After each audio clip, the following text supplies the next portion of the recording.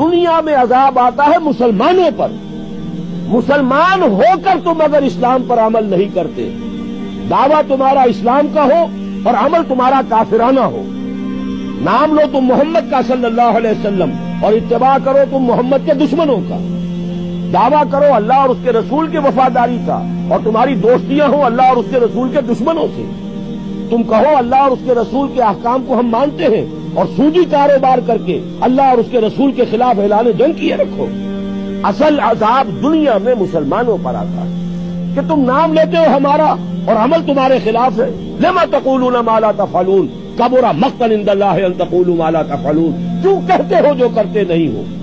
اللہ کے غضب کو اور اللہ کے غیظ کو اور غصے کو بھڑکانے والی ہے یہ بات کہ تم کہو جو کرتے نہیں.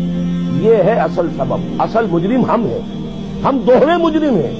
ہم ہیں کہ جو ہر روز کہتے ہیں ایاک نعبد و ایاک نستعین اور پھر اس دن میں 50 مرتبہ اللہ کا حکم توڑ رہے ہیں.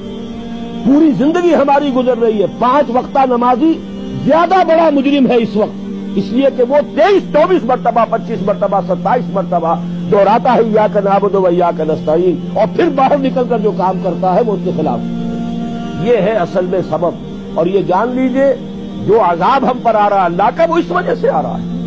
ہمارا کام تو یہ تھا کہ ہم دین کے علمبردار ہیں، دین کا ایک نظام دنیا کے سامنے پیش کریں.